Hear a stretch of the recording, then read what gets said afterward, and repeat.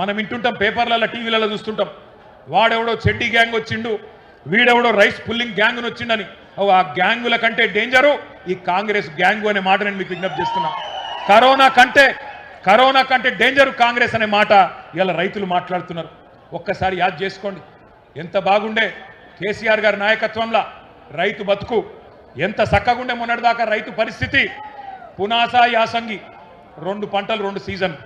రైతు ఖాతాల్లో మీరు దండం పెట్టే అవసరం లేదు, దఫ్తర్లు తిరిగే అవసరం లేదు, ధర్నాలు చేసే అవసరం లేదు.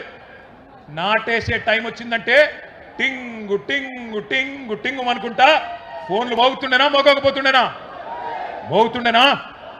మంచిగా రైతు బంధు పథకం అదొక విప్లవం, ఒక అద్భుతం. అబ్బుర పడ్డది దేశం మొత్తం. ఆఖరికి ప్రధానమంత్రి మోడీ కూడా కేసీఆర్ను కాపీ కొట్టి పిఎం కిసాన్ అని పెట్టుకున్నాడు. 12 రాష్ట్రాల రైతు బంధు పథకాన్ని కాపీ కొట్టి వాళ్ళ రాష్ట్రాల్లో పథకాలు పెట్టుకున్నారు. ఐక్యరాజ్య సమితి, యునైటెడ్ నేషన్స్ వాళ్ళు కూడా రైతు బంధు పథకాన్ని మెచ్చుకొని ప్రపంచంలో ఎక్కడ లేదు అని కేసీఆర్ గారికి కితాబిచ్చిన అద్భుతమైన పథకం కేసీఆర్ మానస పుత్రిక రైతు బంధు. ఎవరన్నా కలగన్నరా, ఎవరన్నా ఊహించినరా ఎకరానికి 10,000 రైతు ఖాతాల్లో పడతాయని?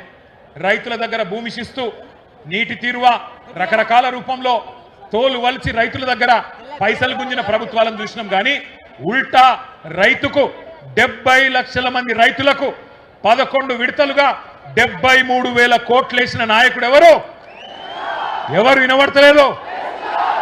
ఒక్క నాయకుడి కన్నా ఆలోచన వచ్చిందా? 75 ఏళ్ల స్వతంత్ర భారతదేశంలో ప్రధానమంత్రులు చాలా మంది వచ్చిండ్రు, ముఖ్యమంత్రులు చాలా మంది వచ్చిండ్రు. కానీ పెట్టుబడి కోసం సేట్ల చుట్టూ, పైసల చుట్టూ, అప్పుల కోసం తిరిగే రైతుల బాధ ఎవరన్నా పట్టించుకున్నారా? ఎవరన్నా రైతు బంధు పథకం ఆలోచన చేసిండ్రా? బ్రహ్మాండంగా కేసీఆర్ గారి నాయకత్వంలో మనం చేసుకున్నాం తెలంగాణలో.